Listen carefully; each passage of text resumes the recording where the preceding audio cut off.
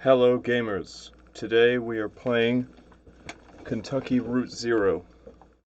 I don't know anything about this game other than SkillUp recommends it and he says it's depressing, and I think I'm going to make this part of my continuing series on uh, depressing, melancholic games. Um, just played Outer Wilds, which was fantastic. Disco Elysium is perhaps one of my favorite games of all time. So, this is the next thing. I don't know anything about it. It is also interestingly published by Annapurna Interactive, which I believe is owned by, is it Larry Ellison's daughter? I think. They tend to do high art stuff, clearly. They are also the people behind Stray. So, all that said, it should be fairly melancholic. Kentucky Route Zero. That's all I know. Let's see what happens.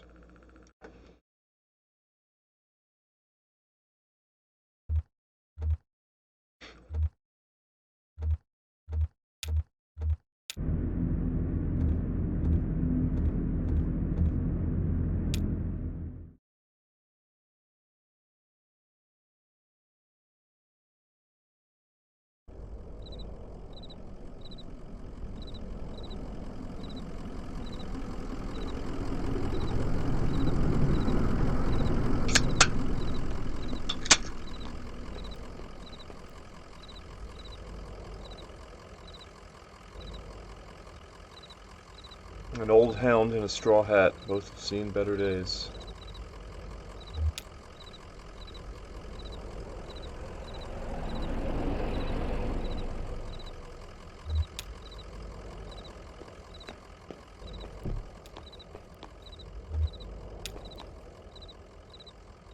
Joseph sits between gas pumps in a queen Anne armchair. His hair is gray and his glasses darkened. Joseph, damn, did you hear that wreck? Truck full of bottles, I don't know, beer bottles, whiskey, lost a tire or something, spilled booze in class all over the interstate. What a mess. I hope they don't come down here looking for anything. We blew a damn fuse and it's all shut off. Did I hear a dog? What's your dog's name? Conway. His name is Homer? Oh, her name is Blue? Just some dog. I don't know his name. I kinda like that one. Sure, we got a couple old cats that lurk around. Well, I bet he's a nice dog anyway, well behaved. Or he'd be after my dinner. Hey, here's some jerky for him. I made it myself. Didn't turn out too well, but I bet a dog will eat it. Getting late, right? I can feel the sun on my neck. I bet it's just a few feet off the horizon. I've been driving all evening looking for 5 Dogwood Drive. I've got a delivery to make on Dogwood, but I'd rather watch the sunset.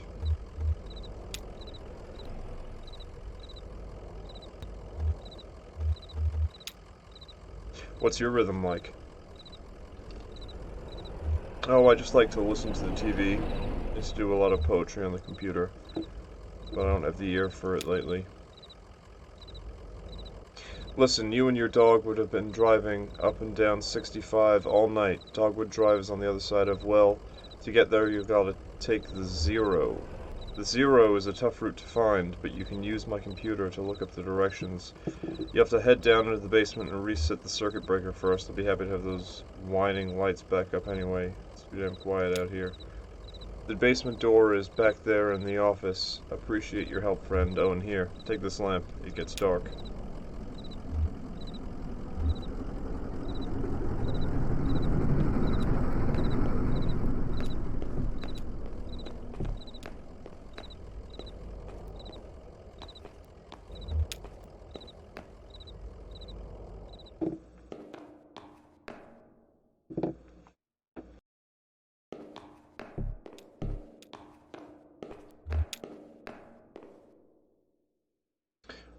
A dusty, rusty sign is bolted onto the wall. These are the rules. No open flames near the gasoline. No consumption of beer or spirits on the premises. In case of darkness, do not panic. Count backwards from 5. Strictly limit time spent in the basement to fewer than 3 minutes of every hour. What's that all about then, huh?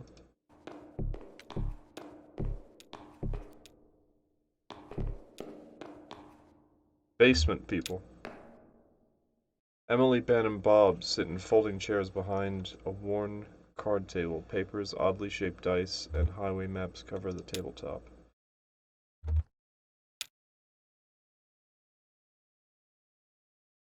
Have you all seen a breaker box down here? Oh, sorry, didn't know anyone down here. I mean, yeah. Bob, did you hear something? No, sorry. I was looking at the rules again to Bob. It gets easier as you go. Look, like you said, you rolled a 5, right? That means you're going to pick up the marker and move it anywhere in the map. So it's your turn now, right? Oh yeah, I guess so. Where'd you put that 20-sided die? I don't see it. Did you drop it? It should be easy enough to find. It glows in the dark. I don't see anything.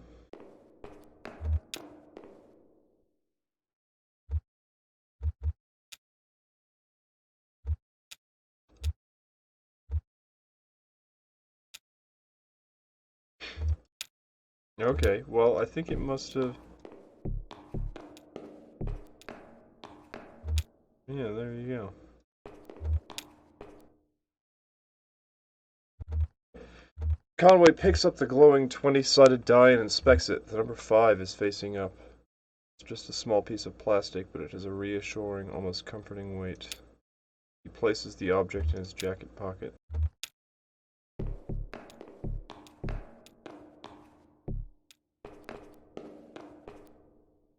Oh, they're gone. I mean, I got no use for it. Conway places the 20-sided die on the table.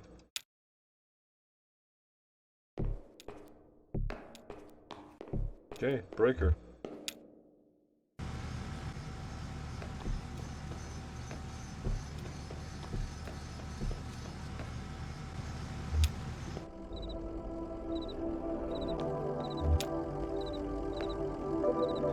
Joseph, there it is. Just listen to those lights whine. Yep. Well, I better get those directions and head to the 0 if you don't mind. I'm gonna tell them about the people that were down there.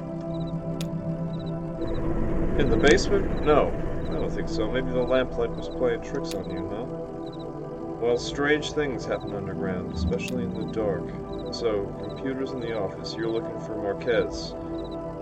She knows her way around the roads. She'll get you to the 0. The password is, damn. You should just feel it out. Muscle memory, you know? It's kind of long. Kind of like a short poem, I think. One of those short poems that really sums it all up. You'll figure it out. Okay.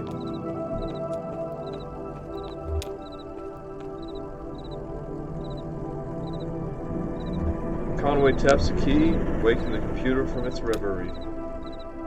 Computer. User. Conway typing. Conway Joseph. I guess I'll type Conway.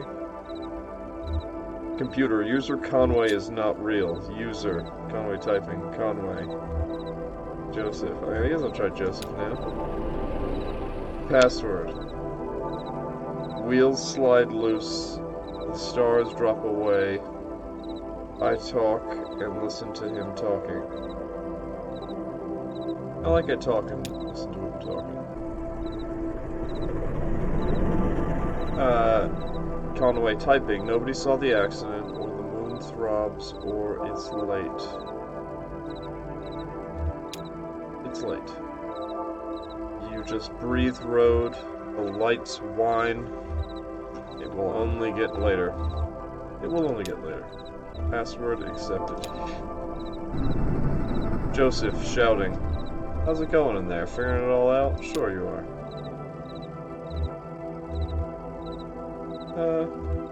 Let's see what games they have, right? Games. Games is not real.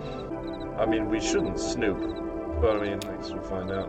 So message 1 is from Donald at hotmk.mail.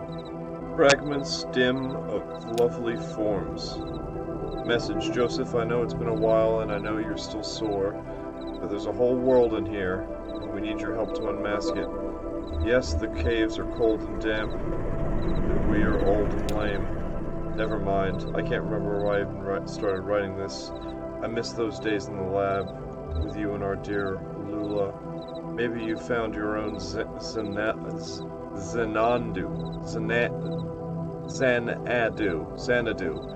Well, so have I. End of message. Alright, well, if we're snooping, I guess we'll read message 2. Account standing urgent. Dear Accuse Oils, this is an urgent automated message that your account is overdue more than 14 days. In response, we have switched you to our low reliability Dirty Power Plus plan. Consider making a payment immediately to obviate the need for us to switch you to the Sustained Brownout Select. Sincerely, your friends at Consolidated Power Co. End of message. I guess we'll go to the address book.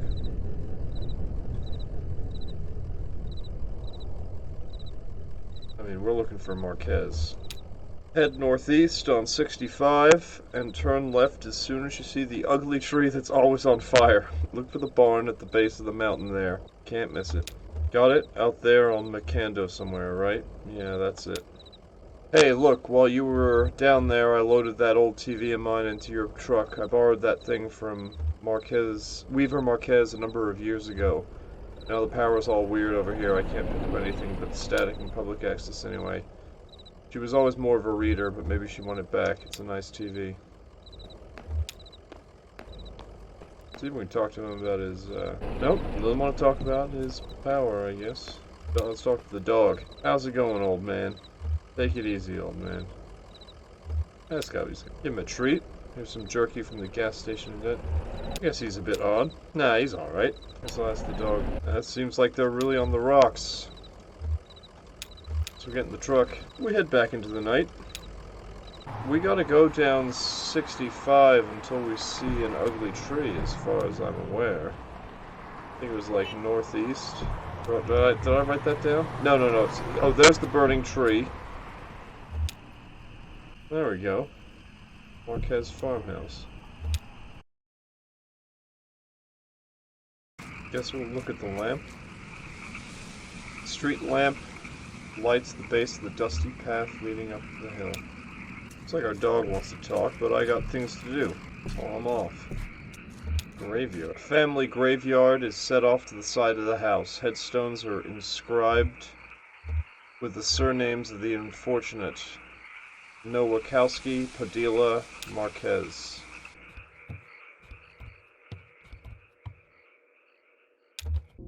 Weaver. I was just thinking what a lovely house we have. Do you like it? Have you been here before? Did you happen to see an owl? Sure, it's a nice house. Weaver. I know. I like the large beams that run across the ceilings. I like to sit in the house and think of the hills and bluffs surrounding us like a cradle. There used to be another house here, but we had it destroyed, and we built this one. It was very expensive, and we got quite underwater. What do you do for work? Is it too difficult, or do you like it very much? I was once a mathematician. Are you looking for something in particular here? I guess I drive deliveries for a small antique shop.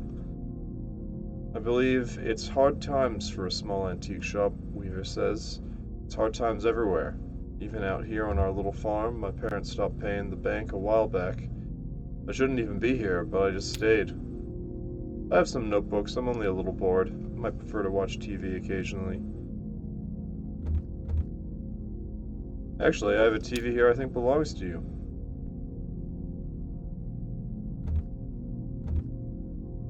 She knows that we're going to the Zero somehow. Well, would you please set it up? Then I can explain how to get to where you're going.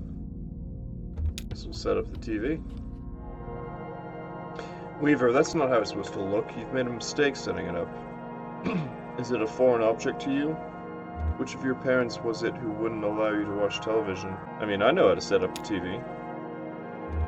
Weaver says, okay, I'm skeptical. You have it all backwards. I'm not surprised, are you? Have you been paying attention? I don't think you have. It's time to start paying attention now, Conway. Look closely at the television.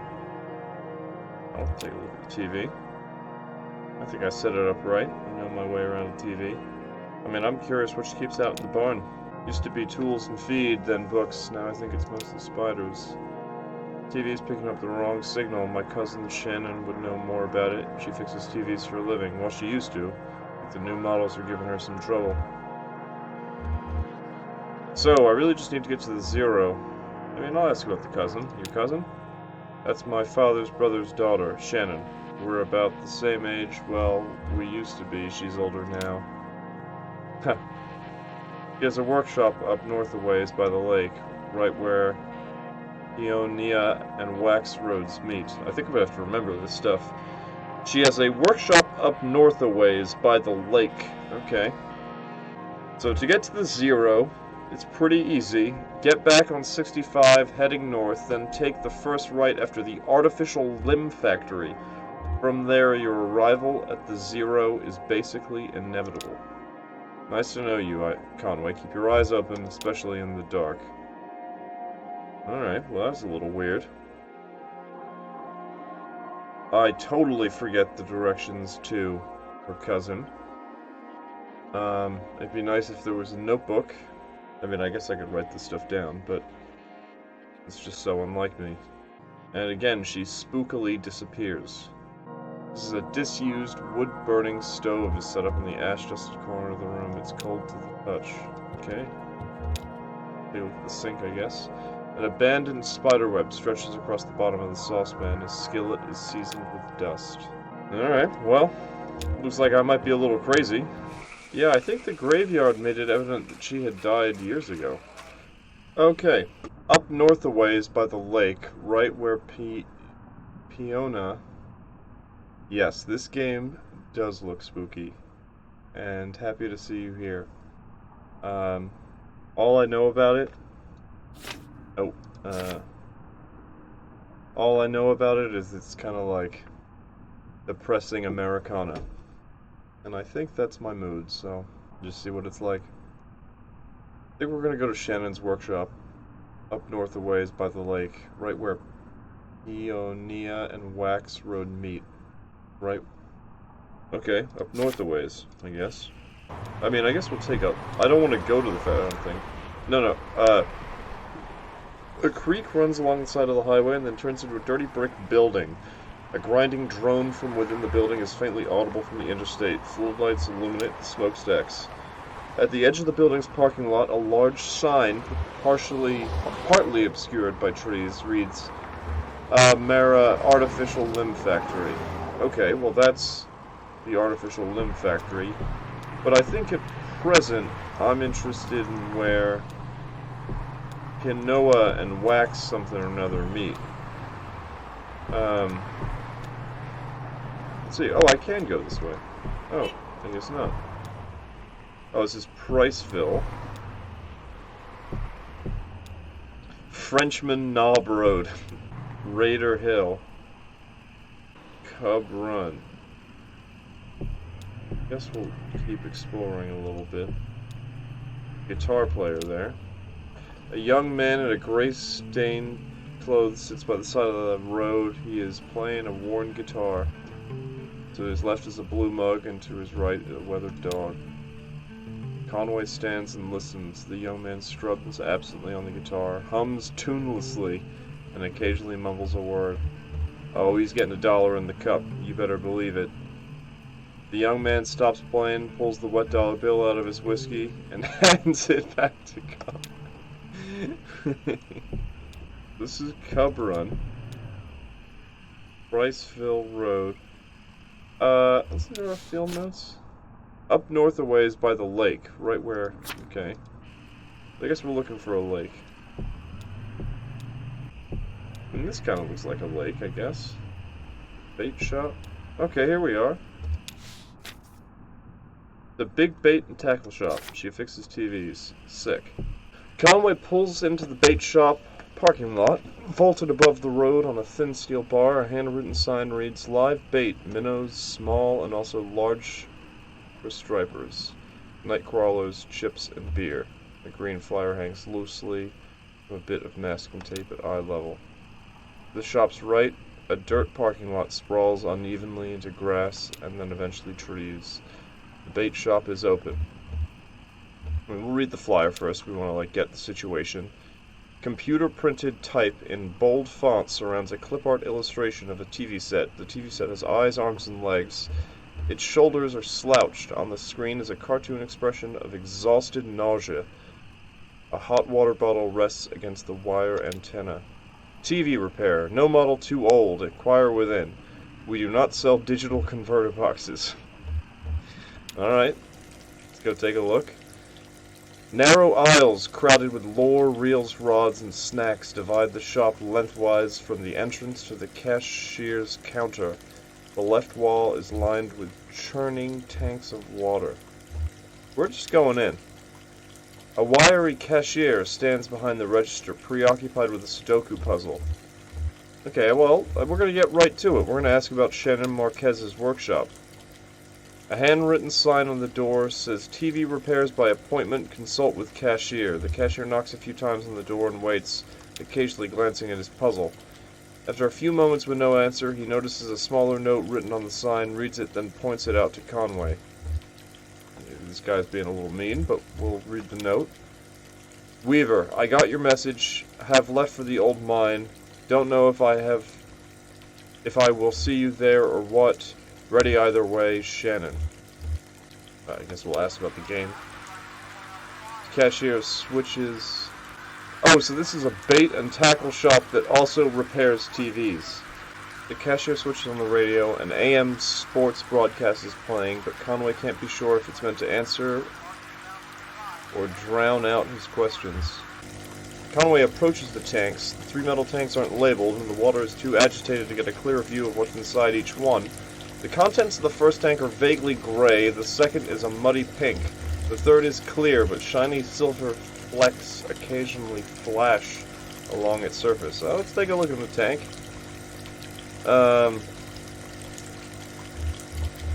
Something roughly the size of his palm. Oh, we're going in. We're going deeper into the tank. Conway's hand comes into contact with a scaly, uneven surface as he runs his fingers along the bottom. A bead of sweat bridges the inches from his temple to the water's surface. Something bites at his forearm. He recoils. Okay, I mean, this is going well. Let's take a look at the second tank. Conway's fingers slip through something fleshy but inert. The sensation is nauseating. Oh, we're going deeper. As his elbows pass into the pinkish mass, he realizes he's about to be sick from the smell and pulls away. Alright, I mean, in for a penny, in for a pound. Let's take a look at this third tank. The water seems to tremble with life. Conway can't tell if his hand is being nibbled by fish or massaged by the artificial current. At his eyes near the surface, he can see something colorful glowing faintly at the bottom of the tank. We're going deeper. A tremor spreads from his elbow out to his fingertips and up the base of the shoulder. His vision flickers. The water is running warm under his skin now, and his sensation something's about to snap. His eyes close. He lays on a rooftop, new shingles, and it's swelling in the noon sun. He is exhausted. They must have started before dawn. His legs are sore from holding stable on the uneven surface, his wrists from breaking old ceiling, his fingers from carefully lifting shingles to hammer down the one. His boss, Ira. Hello, Ira. Yells from the idling truck below. He shades his eyes with his hand. A beer would be good. It's barely past noon, but he's worked a full day already. What could the harm be? Maybe a shot at the counter, just to get his eyes open, then a beer. He could offer to drive into town for lunch and stop at that place on Cumberland. The cashier pushes Conway roughly at the shoulder. He's been talking yellingly, but it's all an echo now. Conway looks up, his neck stiff with pain, his right palm still tingling. The cashier points to the tank, then above it a few holes torn in the wall, nail holes from which an electric sign has come dislodged and fallen into the water. He helps Conway to his feet, looks at him pitifully, and returns to the cash register. Narrow aisles crowded with lures, reels, rods, and snacks divide the shop lengthwise. From the entrance to the cashier's counter, the left wall is lined with churning tanks of water. Hey, is he going to talk to me now, or? No? Guess we're leaving. Nothing to do here. First right after the artificial limb factory, here we come. It must have been this. Alright. I'm fairly certain that's the artificial limb factory there. How's it going, old man? Huh, not sure that lady was right about the on-ramp to the Zero being here. I guess you can't tell with some folks, they're liable to run you around for kicks. Well, try not to get frustrated. Should we look around or get back to the road? Oh, I don't know. I want to take a look around. The hell is this?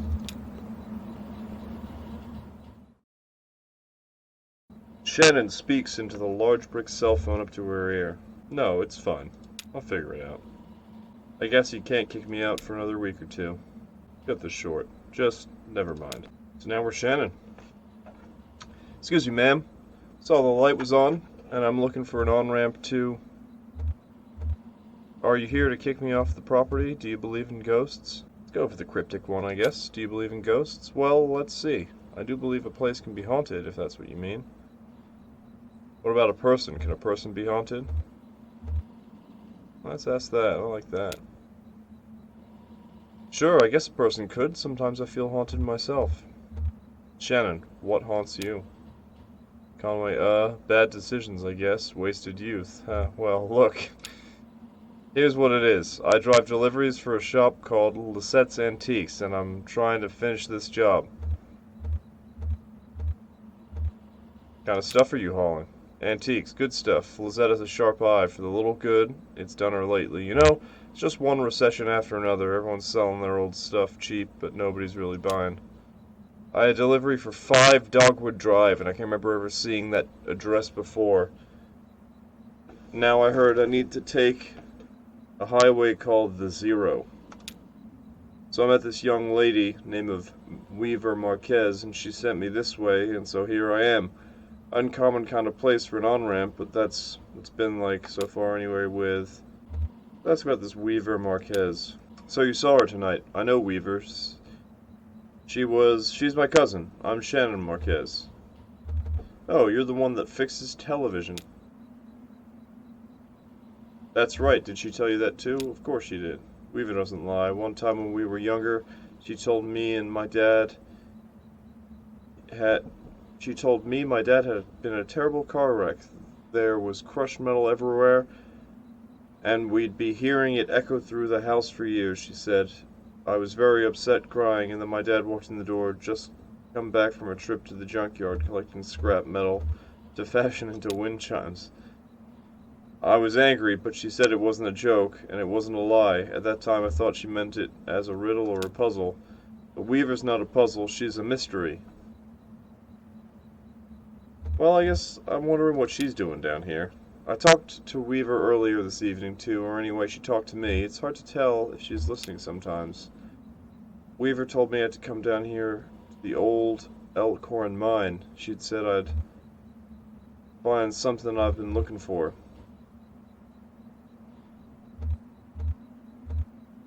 What are you looking for?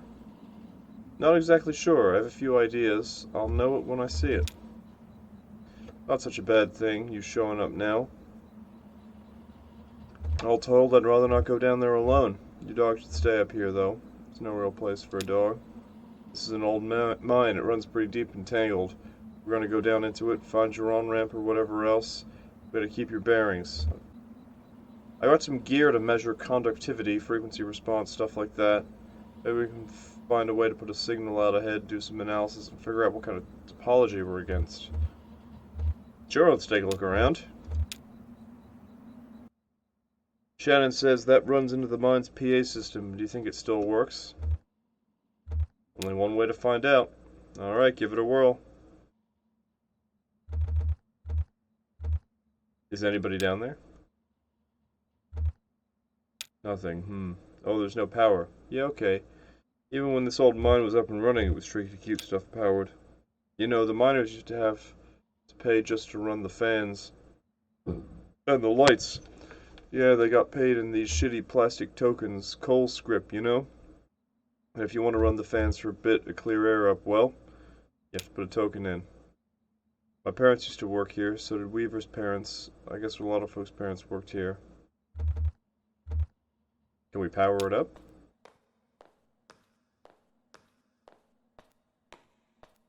I bet we just have to free up some power for the PA system. Everything is rationed. Here, set up that lamp of yours. I'll go and plug the ceiling lights.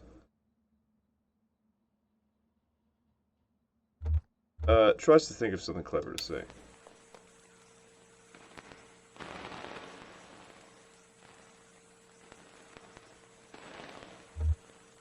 Well. Okay, I hear you. We need to measure the echo delay time and figure out how deep the tunnels run. Let's make some noises into the mouthpiece. We'll tap the mouthpiece.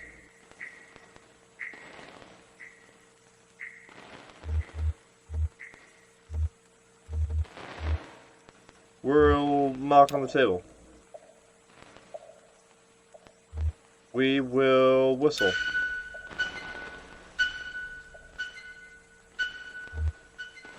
Shannon says, "Damn, that's a long delay. These tunnels run deep. I bet some of them have ruptured or joined up with a cave system." Alright, I set up my spectrum analyzer, so just say something into the mouthpiece and we can get a sense for how narrow the mine tunnels are. Don't be shy, just say something that comes in your head. Tell me a story about something, or what did you have for breakfast today?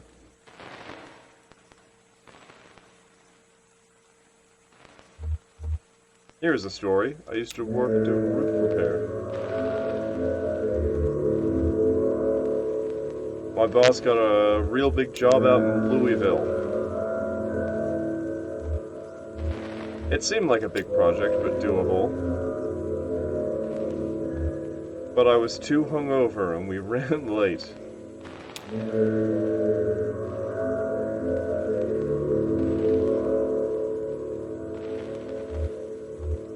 Shannon, got it. Looks like the tunnels are pretty cramped. Yeah, low ceilings. Hope you're ready to stoop a bit.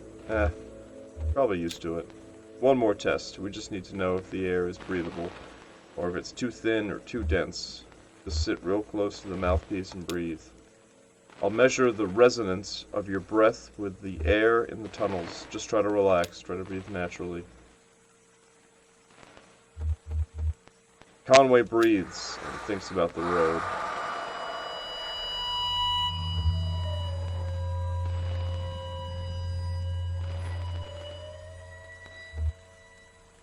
Conway breathes and remembers a moment when he was younger.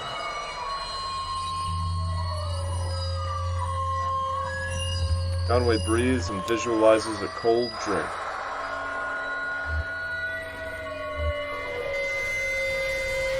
Conway breathes and relaxes as a peal of feedback and loose rock engulfs him. Oh no! This ain't no place for a dog. Shannon, Jesus, are you alright? What the hell? I mean, I'm just gonna say I'm okay. I've got you, you're alright. Shit, your leg is pinned. I'm gonna pull you out. We've got to get you out of here. There you go. Okay, are you hurt? Can you put any weight on that leg? It's fine. Just try to stand up. Careful, I'm right here. Damn, don't worry, I've got you. That leg is in bad shape. Here, let's get you onto the tram. There you go, now let's see if this thing has power. Well, okay, there's some luck, right? We should be able to ride this tram right out to one of the auxiliary exits, if there are any. I think there are.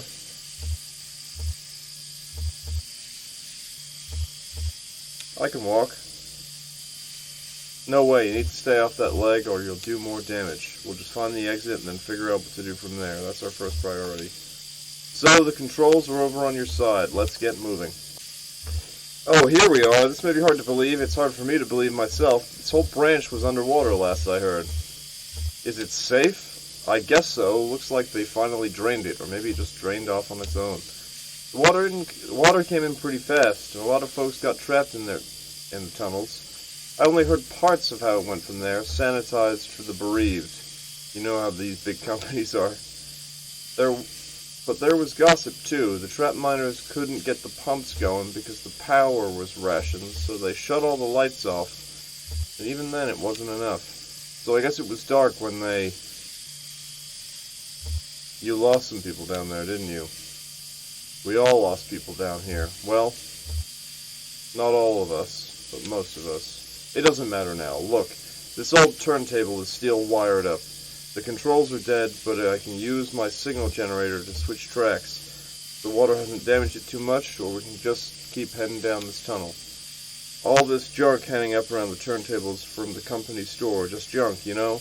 The miners would buy it and use it to decorate the place, or as landmarks, I guess. Hard to know which way is which down here. It's all so dim and gray. We're on the track between the animal bones and the rowboat, so the pendulum and the casket. A dusty reel-to-reel tape player is stashed beneath the track, loaded with tape but starved for power. What was that?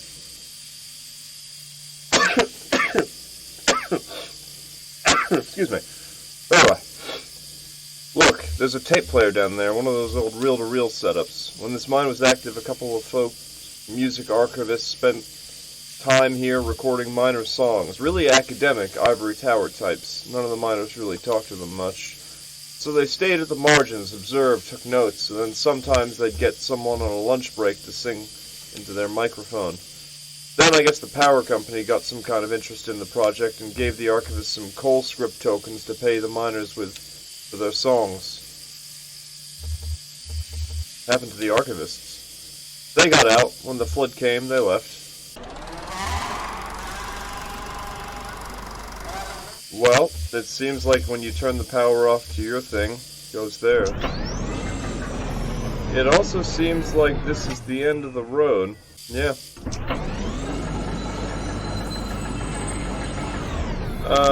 I guess we'll see what's in the other direction. Yeah. Gotta be something. Shannon says, damn, it's almost totally intact. I thought it would have been destroyed. Conway asks, what is this place? Shannon, it's a recording studio, basically. Kind of thrown together, but this is where the archivists would record. And I guess then they'd sequester themselves down by that tape deck we found to listen to the recorded songs. Conway asks, what do you think the archivists were after? Data, I guess, Shannon says. Comparing intonation, subject matter, diction, you know, all those little details that no one really thinks about when they listen to music. Yeah, academics are great at that stuff. Let's get out of here. Why is that thing moving? Shannon connects two clips leads from her signal generator to the turntable's electrical panel. Shannon, we're on the track between the pendulum and the casket, so the animal bones and the rowboat, the bat feeder and the scarecrow. The animal bones and the rowboat, I guess, yeah. So I think this is back to where we just were. Maybe? No, this is further. The bat feeder and the scarecrow. I can turn off the flashlight. Kind of dark. Although I am getting 1,000 frames per second, so that's incredible. Let's go this way first. The dead end. Shannon, do you hear that? Kind of a muffled rumbling. Maybe we're near water? Maybe we're near the surface? Yeah, it would have to be water. Could be. There was an underground lake here years ago. I guess that's why they stopped digging so abruptly here. Good to know. Wait a minute. Turn off our light real fast. Broken track. Okay, well. Shannon says the tracks are all messed up here. This tram isn't going any further. I wonder what's down that tunnel. Now, I'm pretty sure I've definitely done the pendulum and the casket. The animal bones and the rowboat, I believe, is where I came from, but let's just check. Yes, I'm fairly certain this is where I came from, but I don't think I went forward where I came from. Or, no, I don't think I did. Holy shit. Did you just see that? There are people down here. 100%. Oh my god. Well, that's freaky, I guess. Well, look at that. I guess here's the exit. Shannon, thank God. Okay, Conway. Yeah, let's get out of here. The tunnel where the tracks were broken, I'd like to take a look down there. Conway says I'll wait for you here. Thanks, I'll be right back. Well, I got a bad feeling about this, I'll tell you that much. Paper tag hangs from the birdcage by a string. Cannery 25 token. Cannery sold at the company store. Did they also sell respirators? No bones in the cage? The bird must have been set free. Maybe the cage was cleaned. There are cardinals at the Louisville Zoo, and the other birds, ostriches, eagles, emus, no canaries. Too common? Too small, maybe? But they have starlings. Starlings aren't much bigger than canaries. Just to turn the light off. Tape reels. Pile of tape reels is jammed into the top of the tram. They must have been thrown in a rush. The reels are unlabeled. The tape is decayed. Lizette and Ira's son Charlie talked about a piece of music he liked when he made old decaying tapes. What was it called? Something about Charlie had the most bizarre taste in music. Weird, noisy computer music. Where did he even hear that stuff? Louisville, probably, or college. He was a smart kid. Damned pity. Notebooks. The notebooks at the top of this dusty stack is labeled in a black marker. The label is dusty and smudged, but it looks like it might say horses. Houses, maybe? Or verses, even? Crude and hurried handwriting, too.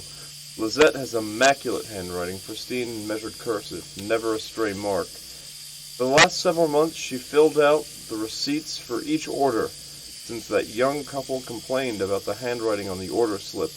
It's carbon paper anyway, it's bound to wear away over time. If they're so precise about their records, they should put it on a computer anyway.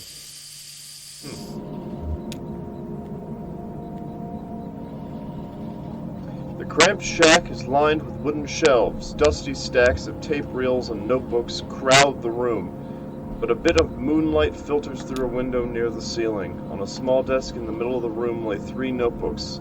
The red one is labeled J. Marquez, the green one R. Marquez, and the blue one is unlabeled. I want to know about the blue one. Conway opens the blue notebook. The blue notebook is full of Greek letters and cryptic mathematical formulas. Near the back of the book, which looks like it might be some esoteric German shorthand, is actually a love poem written in anagrams. Take a look at the red notebook. The pages are covered in disorganized notes, some written horizontally and others scribbled vertically into margins. A few pages are lined more evenly and divided up into charts, correlating seasons, lyrics, harmonies, and coal halls. Conway opens up the green notebook.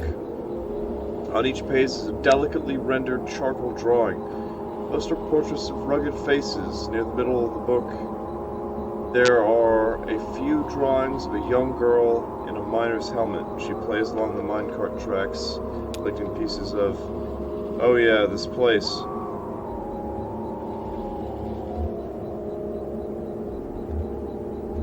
These notes are labeled Marquez. Your parents are the archivists. No, Weaver's parents are the archivists. My parents were miners. How's the leg? I can walk on it, but it's slow. Well, I'll try not to get too far ahead of you. You don't mind my hitching a ride, do you? I kinda got a lift out here. Wasn't sure if, when I'd be heading back. I can drive. I can handle it. Okay, your decision. I still have to find the 0. I guess I should look for another word to Dogwood Drive. Still have to find the 0. I saw Weaver at my workshop. That's up north by Lake Nolan, right at Wax and Peonia, in the back of the bait shop. Pretty glamorous, right? These are the times we're living. She's either up there or back at the farmhouse. Whichever you want to head to first, just let me know.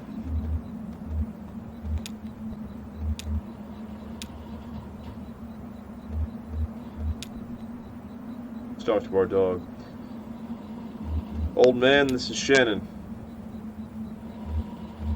Dan says, nice to meet you. I've got some dried banana slices in my bag. Would you like one?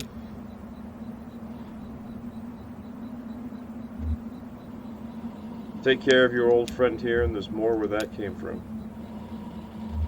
Okay, I guess we get in this truck. Conway does not want to stay any longer.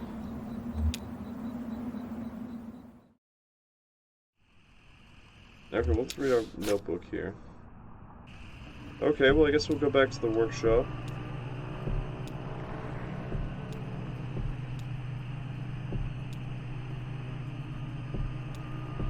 I think it was over here.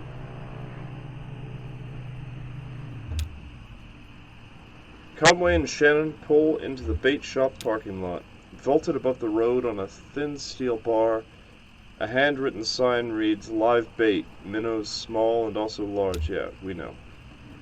The bait shop is closed. We're going to enter the side door to Shannon's workshop.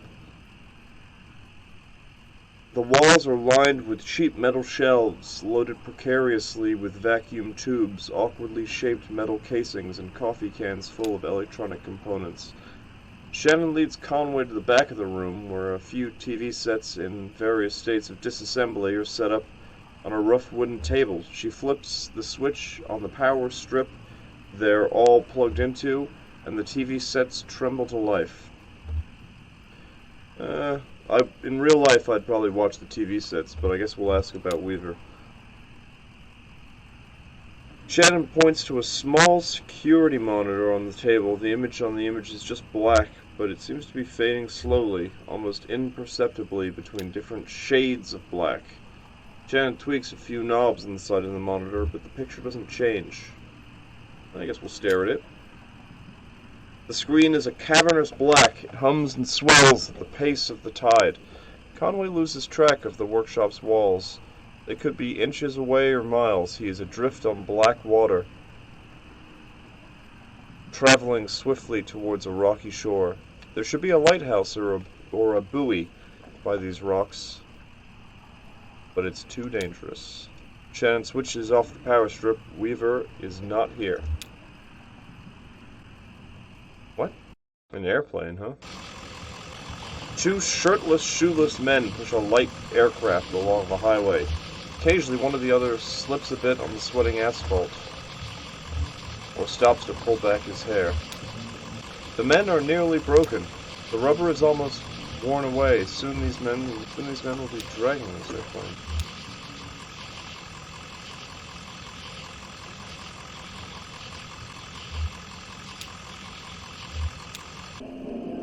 Singing chorus echoes from within the church. The building is 1 story tall with a pitched roof and 3-story spire rising from the front. The top section of the spire is made of stained glass. An interior light illuminates the pines in red, green, and blue. A large LED display glows in the parking lot. Light of the Last Great Awakening Baptist Church. Oh, we are going in, baby. The front doors of the church are modest and warm. Oh, I didn't mean to click on them. They are locked. Conway walks to the rear of the building. A ramp leads up to a few dusty metal trash cans. I guess I've never really considered what's in the trash of a church, but let's take a look at the church's trash cans. Something leafy and rotten at the bottom of it. Another is full of unlabeled videotapes.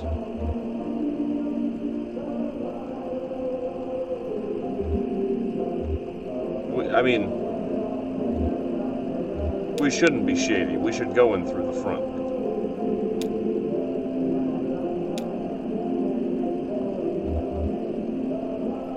There's listen real fast. The muffled chorus drones at steady volume, repeating the same 2 verses without rest. Alright, I guess we're going through the back.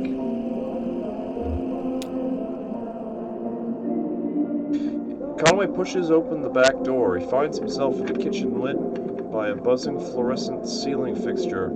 On the counter are a plate of moldy bread and an empty Dixie cup, flecked red around its waxy rim. A set of swinging plastic doors in the far wall lead out of the kitchen. Walk through the plastic doors. Vacant pews sprawl unevenly into the church. A small raised stage lies to Conway's right, bare except for a tape recorder. The tape recorder power cord runs to an outlet near Conway's feet. Let's save some power. We'll unplug it, plus it's a little annoying. The singing stops, the lights fail. Okay, well, I guess we stopped the party. The office of the Buffalo Creek Rural Electrical Cooperative Corporation is almost invisible from the road, its parking lot overgrown with weeds, and its facade sheltered by ivy. Oh, we're going in. The The floor is loosely covered in dirt. Parts of the carpet have rotted with exposure to rain. Wild mushrooms grow in some corners of the room. The wall behind the front desk is mostly rotted away. It looks fragile. Push through the back wall. Conway finds himself in what may have been a conference room. The floor has fallen away in places and filled with a dark green mire. The walls of the conference are decayed and damaged. Push another wall. The drywall dissolves as Conway pushes through it, falling in damp clumps in the marsh. He breaks through into a long hallway. The glow of bioluminescent fungus casts a faint blush on the walls. Conway has the feeling he has interrupted something. After a moment of silence, the frog chorus resumes. I just forget what this was. I think that's where I started. I mean, I guess we'll take her to her house. I think it's her house. Oh, okay, that was the right thing to do, I guess.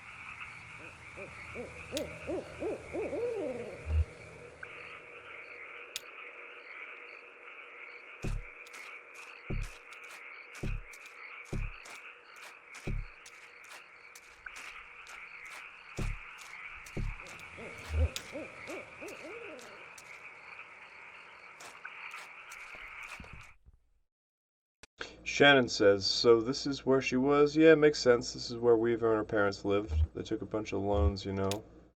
Had this place built. Do you have any debts? I owe some people some apologies. Well, that's lucky you're all you owe. My parents were like that until the company store found a way to get them. For my dad, it was tokens to run the fans and the air purifiers, and for my mom, it was canaries. Two solutions to the same problem, but they sure sounded different.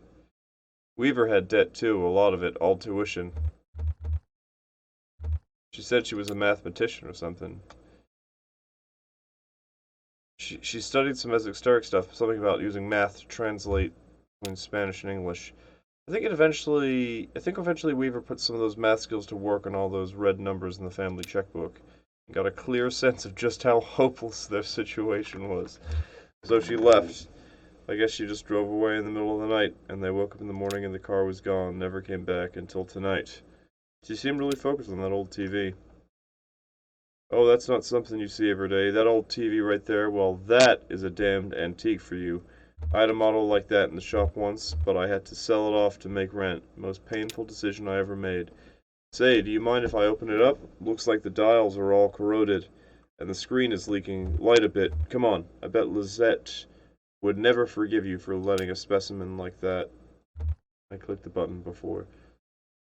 Fall into disrepair. Okay, we're taking a look at this TV again.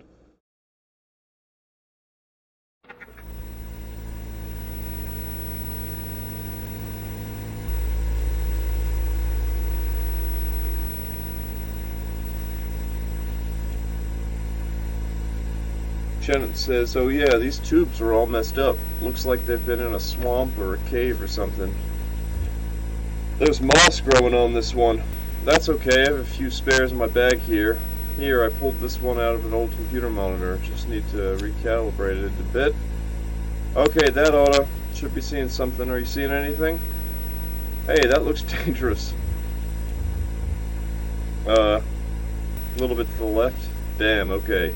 Damn, here I think the contacts are dirty. Now, don't go telling my customers I clean off old vacuum tubes with spit. There, just gotta turn it north, south, and...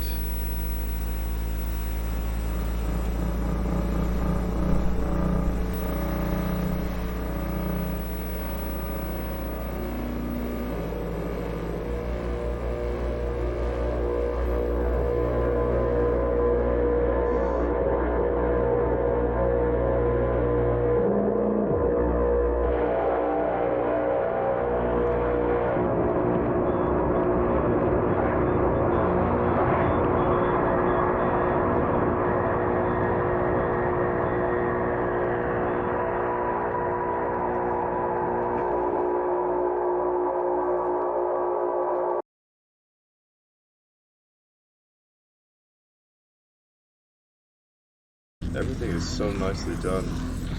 Oh, they just let you go straight to any of the acts that you want, I guess. It's kind of odd. Limits and demonstrations. The entertainment. Here and there along the echo. And Pablo de Nada. And then this last one isn't really titled. Well, I think Act 1 is enough for one night. So far, so good. So I'll quit. Exit the game. Eastman Sea Rover C. What the hell is... I hope it saves. Exit the game. Anyway, that was fun. Look forward to playing more of that, but I'm pretty tired. So far, I do not get it at all. Not that there's anything to get just yet. It's just, it was enjoyable, but confusing. Not sure what it means just yet, or I mean, it doesn't necessarily have to mean anything. It's really nice to think about. Anyway, that was cool. I'll probably play again tomorrow.